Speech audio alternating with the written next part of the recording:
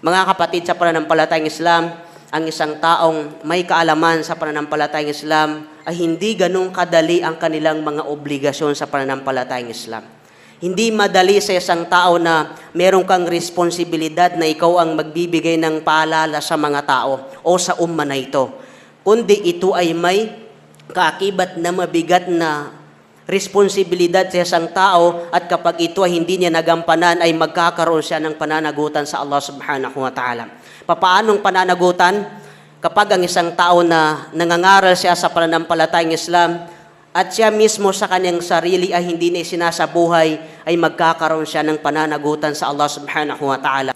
Sa isang hadis ng Rasulullah sallallahu alaihi wasallam, sabi ng Rasulullah sallallahu alaihi wasallam, noong siya ay nagsagawa ng Al-Isra wal Mi'raj sa ikapitong palapag ng kalangitan. Ito yung pag-akyat ng Rasulullah sallallahu alaihi wasallam sa ikapitong palapag ng kalangitan kasama si Jibril alaihi salam.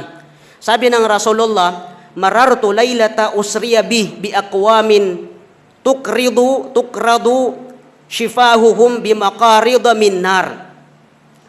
Sabi ng Rasulullah, nadaanan ko, sabi ng Rasulullah sallallahu alaihi wasallam, ang grupo ng mga tao, ang mga kaum o grupo ng mga tao na kung saan ang ginagawa sa kanila ay pinuputol ang kanilang mga labi gamit ang gunting na mula sa impero ng Allah subhanahu wa ta'ala.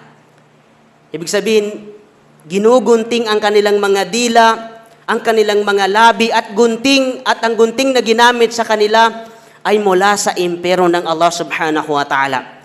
Nung makita ko, sabi ng Rasulullah sallallahu alaihi wasallam, qultu man haula'i ya Jibril.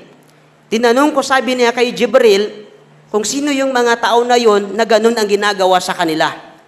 Pinuputol ang kanilang mga dila, ang kanilang mga labi, gamit ang gunting sa impero ng Allah. At hindi natin may kukumpara, mga kapatid, kung gaano kahirap yung gunting na yun na gagamitin sa mga tao na yun, sapagkat yun ay galing sa impero ng Allah subhanahu wa ta'ala. Ang sabi ni Jibril alaihi salam kay Propeta Muhammad sallallahu alaihi wasallam, kung sino yung mga tao na yun na ganun ang parusa sa kanila ng Allah subhanahu wa ta'ala, qal khutaba'u ummatikal lazina yaquluna ma la taf'alun wa yaqra'una kitab Allah wa la ya'maluna bih.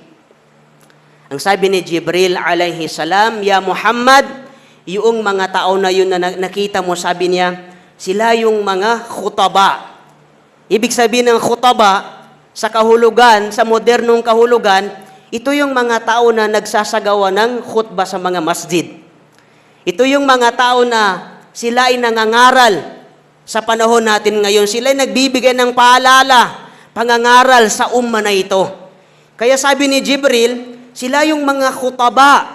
Sila yung mga nangangaral sa mga umma mo, allazina yaquluna ma la yaf'alun, na kung saan sila ay mga nagsasabi ng isang bagay pero hindi nila ito ginagawa sa kanilang sarili.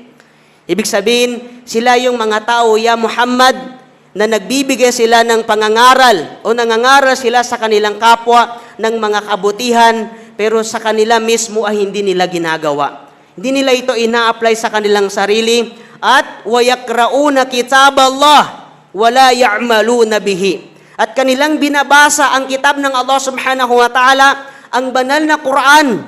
Alam nila kung paano basahin ang banal na Quran, pero sabi niya ay hindi nila isinasabuhay ang kanilang mga natutunan sa Quran. Subhanallah. Ganito ka-critical, mga kapatid, ang responsibilidad ng isang tao na may kaalaman sa pananampalatayang Islam, sapagkat maaaring pananagutan nila ang anumang ipangangaral nila sa kanilang kapwa dito sa mundo kung mismo sa kanilang sarili ay hindi nila ito gagawin. Kung mahusay lang sila sa pangangaral sa kanilang kapwa at kinakaligtaan nila ang kanilang sarili pagdating sa kabilang buhay, ganun ang gagawin sa kanila ng Allah subhanahu wa ta'ala. Gugupitin ng Allah subhanahu wa ta'ala ang kanilang mga dila, ang kanilang mga labi bilang parusa sa kanila ng Allah subhanahu wa ta'ala na sila ay nangangaral sa kanilang kapwa pero hindi nila ito ginagawa sa kanilang buhay, at sila ay nagbabasa ng Quran ng Allah subhanahu wa ta'ala pero hindi rin nila ginagawa, hindi nila sinasabuhay ang kanilang mga binabasa o natutunan sa banal na Quran ni Allah subhanahu wa ta'ala. pagdating sa kabilang buhay, ganun ang ipaparusa sa kanila ng Allah subhanahu wa ta'ala.